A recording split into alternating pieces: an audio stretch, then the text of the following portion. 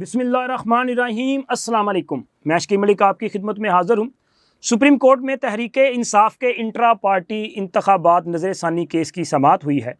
ये नज़र सानी की अपील तहरीके इंसाफ की तरफ से जमा कराई गई थी, लेकिन तहरीके इंसाफ की तरफ से कोई भी वकील आज अदालत के सामने पेश नहीं हुआ। वजह यह है कि तहरीके इंसाफ ये चाहती है कि काजी फ़ाइज़ ईसा की रिटायरमेंट हो, उसके बाद ये मामला नए चीफ़ जस्टिस मंसूर अली शाह साहब के सामने पेश किया जाए, फिर उसके बाद वो अपना मुकदमा उनके सामने लेके जाएं। और ज़ाहिर है मंसूर अली शाह साहब तो मखसूस नशिस्तों के हवाले से केस में अपना माइंड जो है वो डिस्क्लोज़ कर चुके हैं। तो अब तहरीके इंसाफ की उम्मीदें यही हैं, लेकिन काजी फ़ाइज़ ईसा ने आज तहरीके इंसाफ को, वो कहते हैं ना सज्जी दिखा के खब्बी मारनी, तो सज्जी दिखा के खब्बी भी मारी है और इसके साथ साथ तहरीके इंसाफ वालों के मुँह से रसगुल्ला भी छीन लिया है। एक तो सुप्रीम कोर्ट की तरफ से सुबह सुबह ये ऐलान किया गया कि 25 अक्टूबर को फुल कोर्ट मीटिंग बुला ली गई है। अब 25 अक्टूबर वो दिन है जिस दिन काजी फ़ाइज़ ईसा साहब ने अपनी मुद्दत मुलाजमत मुकम्मल करनी है और रिटायर्ड होना है, और ये काजी फ़ाइज़ ईसा के एजाज़ में ही फुल कोर्ट मीटिंग बुलाया गया है। ज़ाहिर है ये खबर सुनते ही तहरीके इंसाफ वाले ज़ाहिर वो अपना उछल कूद कर रहे होंगे, खुशियाँ जश्न मना रहे होंगे कि लो जी काम हो गया, काजी जा रहा है और शाह जी आ रहे हैं।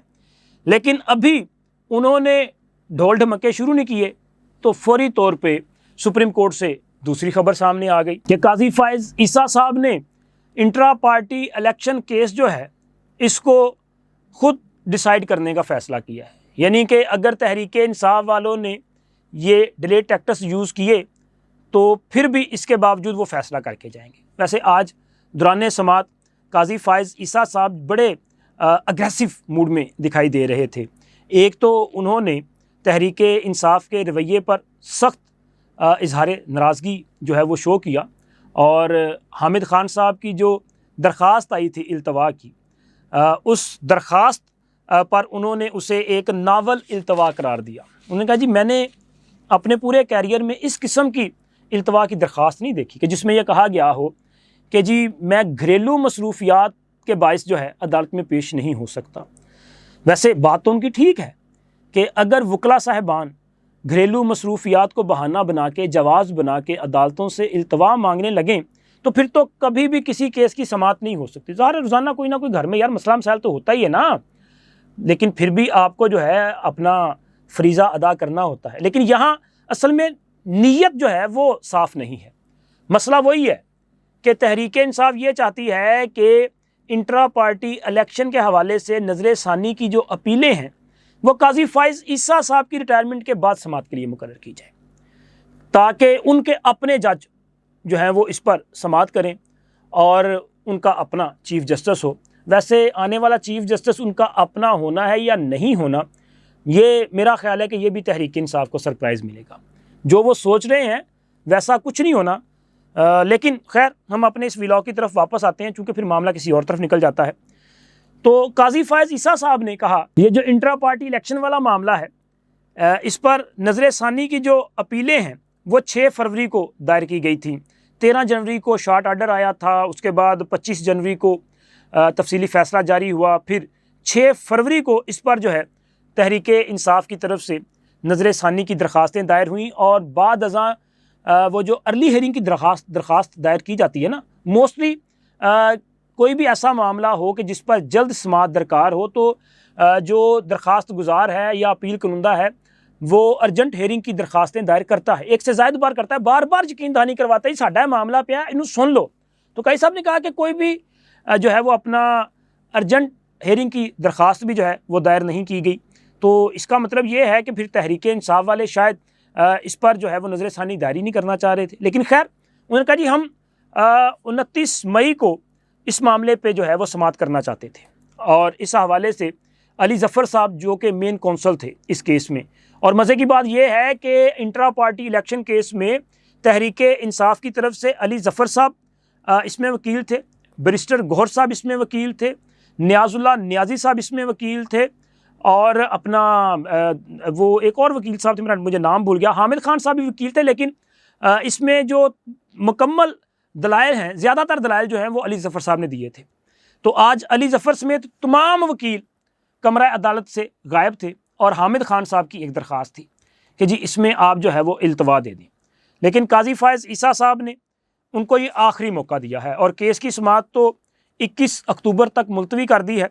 लेकिन दौरान समाअत काजी फ़ायज़ ईसा साहब ने नाम लिए बगैर कुछ ये अपना यूट्यूबर जो है ना उनका नाम लिए बगैर उनको ढोलची करार दिया और उन्होंने कहा कि जी बाज़ ढोलची जो हैं वो फ़ैसले को पढ़ने की ज़हमत तक गवारा नहीं करते, अदालत में आना गवारा नहीं करते, लेकिन वो अपनी राय देना शुरू कर देते हैं और तनकीद करना शुरू कर देते हैं और कहते हैं जी हमने एक सियासी जमात से उसका इंतखाबी निशान छीन लिया। पहले आप फ़ैसला पढ़ तो लें, क्या सुप्रीम कोर्ट ने तहरीक इंसाफ से बल्ले का निशान वापस लेने का हुक्म दिया था या कि उनके इंट्रा पार्टी जो इंतखाबात हैं उनको गैर कानूनी करार दिया था? पहले उसको देखें, फिर उसके बाद जो है इल्ज़ाम लगाया जाना चाहिए। तो जब उन्होंने ढोलची करार दिया, ज़ाहिर है पता है आपको किनको करार दिया हो गया होगा, लेकिन उन्होंने नाम नहीं लिया।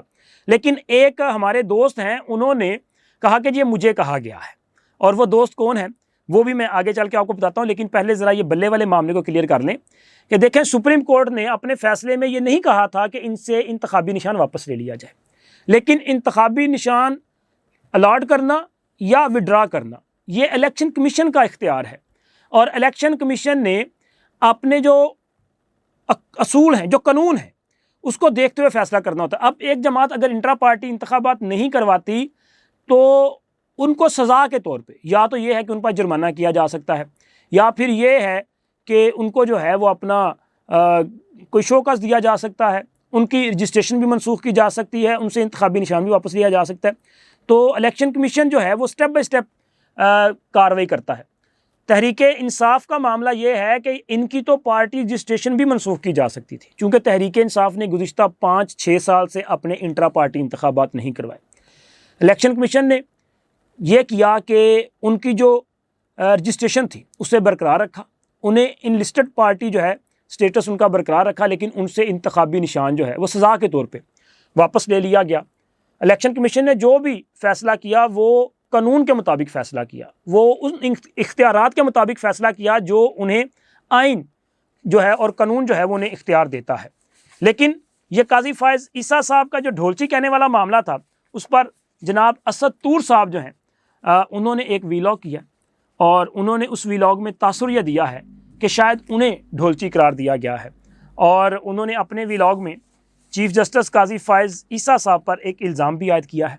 मुबैना तौर पे उन्होंने कहा कि जनाब काजी फ़ायज़ ईसा साहब ने 13 जनवरी के फ़ैसले के बाद एक निजी महफ़िल में अपने कुछ दोस्तों के सामने अपने इस फ़ैसले को गलत करार दिया था, गैर कानूनी करार दिया था, और उनका ये कहना था कि वो इस पर जो है वो बदज़न है या मायूसी का इजहार किया था, और उन्होंने कहा था कि वो अपने इस फ़ैसले को दुरुस्त करेंगे, वापस लेंगे। अब अगर तो काजी फ़ायज़ ईसा साहब के सामने नज़र सानी की अपील आ गई है, काजी फ़ायज़ ईसा साहब अपने फ़ैसले को जो है वो रिवर्स करते हैं, तो फिर तो मेरा ख्याल है कि असद तूर साहब ठीक कह रहे होंगे, उनकी बात फिर दुरुस्त होगी। लेकिन अगर उन्होंने अपना फ़ैसला वापस ना लिया तो फिर कहीं वही ना हो जाए जिस तरह इन्होंने जनरल फैसल नसीर के हवाले से चंद दिन कबल एक दावा किया था कि वो बीमार हैं, उनको बड़ी ख़तरनाक बीमारी लगी है। फिर उसके बाद मेरे भाई ने जो है एक 7 मिनट की वजाहत जारी की थी, माफ़ी मांगी थी। तो अगर तो काजी फ़ायज़ ईसा साहब ने इनके ख़िलाफ़ कार्रवाई का आगाज़ किया तो फिर कहेंगे जी इंतकामी कार्रवाई की जा रही है। लेकिन आप व्यूज़ लेने के लिए इस किस्म का जो है वो हिजान बर्पा करें, इल्ज़ाम तराशी बर्पा करें, ये मुनासिब नहीं है। तो सहाफ़ी को ये ज़ेब भी वैसे नहीं देता। बाकी वो काजी फ़ायज़ ईसा साहब की मर्ज़ी है कि वो इनको ढोलची करार इनको दिया या किसी और को दिया, ये तो काजी साहब जानते हैं। लेकिन अगर इस इल्ज़ाम की बुनियाद पे वो कार्रवाई करना चाहें तो मेरा ख्याल है कि कार्रवाई कर सकते हैं।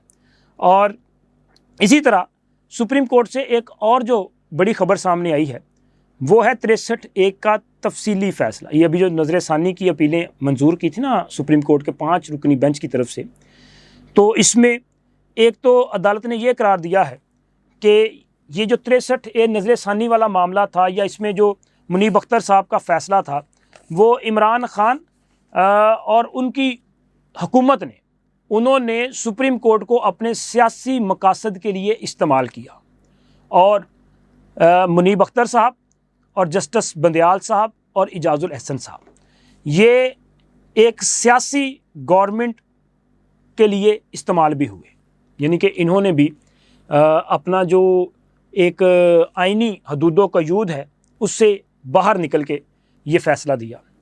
और उस फैसले में उन्होंने ये भी करार दिया है, ये जो फ़ैसला उन्होंने जारी किया, कि ज़ाहिर है कि आइन बनाना पार्लिमान का इख्तियार है, कानून साजी पार्लिमान का इख्तियार है, जजेस साहिबान ने आइन और कानून के मुताबिक फ़ैसले करने हैं, उन्होंने आइन और कानून में चेंज नहीं करना, अपनी मर्ज़ी के मुताबिक उसमें जो है वो रद्दोबदल नहीं किया जा सकता। जैसे कि 63A में रद्दोबदल किया गया, इसको रीराइट किया गया, 63A में 2 बार जो है इसको चेंज किया गया। इसमें देखें ना, एक पहले फ़ैसले में ये कहा गया मुनहर्रिफ रुकन जो है उसके ख़िलाफ़ नाअहली की कार्रवाई की जा सकती है, लेकिन उसका वोट अकाउंट किया जाएगा। फिर उसके बाद जब पंजाब वाला मामला आया तो उसमें उन्हीं जजेस ने ये कह दिया कि नहीं जी, वोट भी अकाउंट नहीं किया जाएगा और उसके साथ उनके ख़िलाफ़ जो है वो अपना नाअहली की कार्रवाई भी हो जाएगी। लेकिन जो 63A है वो मेरा ख्याल है कि बहुत वाज़ेह था। उसमें यह था कि अगर कोई भी रुकन अपनी पार्टी पॉलिसी से इनहराफ करता है तो इनहराफ की सूरत में उसका जो वोट है वो तो गिनती में शामिल होगा, लेकिन उसके ख़िलाफ़ नाअहली की कार्रवाई करने का इख्तियार पार्टी सरबराह के पास है। अगर वो ये समझता है कि इस रुकन ने इनहराफ किया है तो फिर वो उसके ख़िलाफ़ कार्रवाई करेगा, लेकिन कार्रवाई करने से पहले भी वो उसे शो काज नोटिस देगा, वो रुकन उन्हें जवाब देगा। अगर तो वो रुकन मुतमिन कर लेता है अपने पार्टी सरबराह को और वो मुनासिब जवाब देता है और पार्टी सरबराह उससे एग्री करे तो फिर उनके खिलाफ कार्रवाई नहीं की जा सकती, चूँकि इख्तियार तो पार्टी सरबराह के पास है। लेकिन 63A में जो इसको रीराइट किया गया और मुनीब अख्तर साहब ने पार्टी सरबराह का इख्तियार भी खुद अज्यूम कर लिया और इसके साथ साथ उन्होंने 63A को जो है वो रीराइट करते हुए वहाँ पे ये भी करार दे दिया कि जी वोट भी आप गिनती में शामिल नहीं करेंगे। तो ये जो किया गया था ये आइन से इनहराफ किया गया है। और इसी तरह इस फैसले में चीफ जस्टिस काजी फायज़ ईसा साहब और 5 जो जजेस हैं उन्होंने मज़हर आलम मियाँ खेल साहब का वो जो अज़ाफ़ी नोट था उसे दुरुस्त करार दिया है और उन्होंने कहा है कि तहरीके अदम एतमाद पे वोटिंग ना करवाना ये आइन से इनहराफ है। कासम सूरी साहब जो कि उस वक़्त डिप्टी स्पीकर थे, सदर आरफ अलवी साहब और उस वक़्त के वज़ीर आज़म इमरान ख़ान साहब ने आइन से इनहराफ किया है, आइन को मुअत्तल किया है और इनके ख़िलाफ़ आइन को मुअत्तल करने पर आर्टिकल 6 की कार्रवाई की जा सकती है। अब सुप्रीम कोर्ट के पहले तो एक जज साहब ने इस हवाले से जो है अपनी ऑब्जर्वेशन दी थी, अब 5 जजेस के लार्जर बेंच ने मुत्तफ़िका तौर पे एक फ़ैसला जारी कर दिया है। लेकिन मसला यहाँ पे ये है कि आर्टिकल 6 के तहत जो कार्रवाई की जाती है आइन से इनहराफ की, गद्दारी की, वो ना तो कोई अदालत इस हवाले से कार्रवाई का खुद आगाज़ कर सकती है, ना ही कोई शख्स जो है कोई शिकायत दर्ज करवा सकता है। इसके लिए एग्जेक्टिव के पास इख्तियार है, यानी कि हुकूमत के पास, काबीना के पास ये इख्तियार है कि वो फैसला करेगी कि आया उन्होंने किसी के ख़िलाफ़ आर्टिकल 6 की कार्रवाई का आगाज़ करना है। अब मेरा ये ख्याल है कि पहले तो चलें जी एक बेंच एक रुकनी जो अपना जज साहब थे उनका अज़ाफ़ी नोट था, वो अक़लियती फ़ैसला था, अब तो मेजॉरिटी का फ़ैसला है, बल्कि मुत्तफ़िका फ़ैसला है, यूनानिमस फ़ैसला है। अब तो इस पर कार्रवाई की जा सकती है। अब हुकूमत के पास मेरा ख्याल है कि एक अपना बेहतरीन मौका है कि वो इस मामले पे कार्रवाई का आगाज़ करे और इमरान ख़ान, कासम सूरी और आरफ अलवी साहब जिनके नाम लेके कहा गया, देखें ना सुप्रीम कोर्ट की तरफ से वो जो 8 जजेस वाला फैसला था उसमें नाम जो लिखे गए थे कि ये तहरीक इंसाफ है, इलेक्शन कमीशन ने कहा ठीक है जी हम मान लेते हैं ये तहरीक इंसाफ है, आपने अपने फैसले में कहा। अब जब सुप्रीम कोर्ट ये कह रही है कि इन 3 लोगों ने आइन से इनहराफ किया है और इनके खिलाफ आर्टिकल 6 की कार्रवाई की जा सकती है, तो इससे बड़ा जो एक कानूनी सबूत और जवाज़ है वो फराहम नहीं हो सकता हुकूमत को। अब हुकूमत मौके से मेरा ख्याल है फ़ायदा उठाए और इनके खिलाफ आर्टिकल 6 की कार्रवाई का आगाज़ करे और जैसे ही आर्टिकल 6 की कार्रवाई इनके खिलाफ आगे बढ़ेगी तो फिर वो जज साहिबान जिन्होंने इनकी सहूलतकारी की है वो भी इस मामले में लपेटे जा सकते हैं। तो ये पाकिस्तान के लिए एक अच्छा मौका है। अब मौके से फ़ायदा तो ज़ाहिर है हुकूमत ने उठाना है, हमारा काम है निशानदही करना, पिन पॉइंट करना चीज़ों को। बाकी हमने अपना काम कर दिया। और जहाँ तक तहरीक इंसाफ वाली है, वो देखें ना, तहरीक इंसाफ में सफ़े मातम बिछ चुकी है, क्योंकि उन्हें अब नज़र आ रहा है कि इमरान खान के ख़िलाफ़ आर्टिकल 6 की कार्रवाई का आगाज़ होने की सूरत में इमरान खान को फांसी की सज़ा हो सकती है। और इसी के साथ साथ उनको अब ये भी फ़िक्र लाहक हो चुकी है कि जनाब काजी फ़ायज़ ईसा साहब जो हैं, उनकी रिटायरमेंट की तैयारी भी कंप्लीट की जा चुकी है, लेकिन साथ ही हुकूमत ने भी आइनी तरमीम की तैयारी मुकम्मल कर ली है। नई अदालत बनने जा रही है। कहीं काजी फ़ायज़ ईसा साहब यहाँ से रिटायर होकर नई अदालत की तरफ जाने की तैयारी तो नहीं कर रहे? तो कन्फ्यूजन उनकी बरकरार है। लगता मुझे भी है कि कुछ ना कुछ हो जाना है। काजी फ़ायज़ ईसा साहब जो हैं, अगर वो जा रहे हैं तो ज़ाहिर है अगले जज का नोटिफिकेशन होना चाहिए ना, जो अभी तक नहीं किया जा रहा। तो मेरा ये ख्याल है, वैसे इन्फॉर्मेशन नहीं है, कि मंसूर अली शाह साहब दोनों सूरतों में आउट हो चुके हैं। काजी साहब तो हैं या नहीं हैं, लेकिन मंसूर अली शाह साहब नहीं हैं। बाकी इंशाल्लाह जैसे जैसे चीज़ें जो हैं वो अपना डेवलपमेंट होती जाएगी, चीज़ें सामने आती जाएंगी, आप दोस्तों के साथ शेयर करते जाएंगे। अब तक इतना ही। अल्लाह हाफ़िज़।